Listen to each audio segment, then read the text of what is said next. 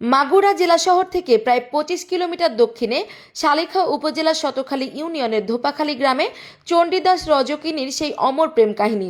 প্রায় 700 বছর আগের ঐতিহাসিক ঘটনার সাক্ষী নদীটি আজও নীরবে বয়ে চলেছে। কিন্তু ঘটনার সাক্ষী নদীটির তীরে গিয়ে দেখা যায় জায়গাটি পড়ে আছে অরক্ষিত অবহেলায়। তাই স্মৃতিরক্ষায় ঘাট নির্মাণ সহ বিনোদন কেন্দ্র গড়ে তোলার দাবি স্থানীয়দের। চণ্ডীদাস ও রজকিনীর এই প্রেম কাহিনী কোনো কাল্পনিক কাহিনী নয়। চণ্ডীদাস আর রজকিনীর প্রেম কাহিনীর ঘটনা ঘটেছিল মাগুরার এই জনপদে। প্রবীণ মুরব্বীদের কাছ থেকে জানা যায় 14 শতকের শেষ ভাগের দিকের ঘটনা। চণ্ডীদাসের বাবা ছিলেন একজন ব্রাহ্মণ জমিদার, এদিকে রজকিনী ছিলেন একই গ্রামের ধোপার মেয়ে। অপরূপা সুন্দরী রজকিনীকে দেখে জমিদার পুত্র চণ্ডীদাস জাতপাত ভুলে তার প্রেমে পড়ে যান। গ্রামের মধ্য দিয়ে বয়ে চলা ফটকি নদী সহ একাধিক নদীর সঙ্গে সংযুক্ত এক সময়ের নদী এখন কুমোরকোঠা দুয়া নামে পরিচিত, যার দুই ধারে ছিল দুইজনের বাড়ি।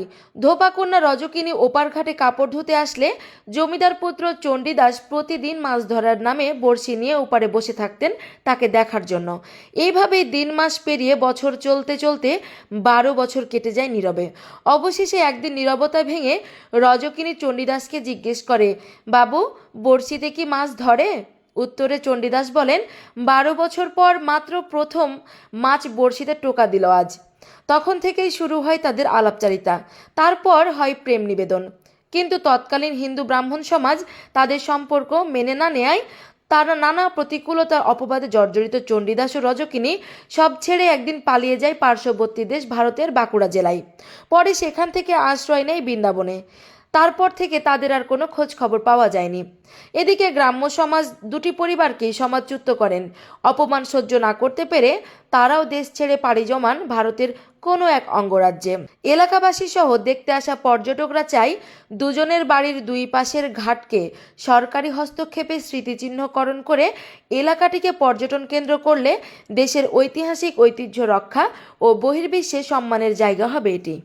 যে জায়গাটা চণ্ডীদাস এবং রজকিনী বসতেন সেই জায়গাটায় কোনো একটা সাইনবোর্ড নেই, দেখার মতো কোনো পরিবেশ নেই।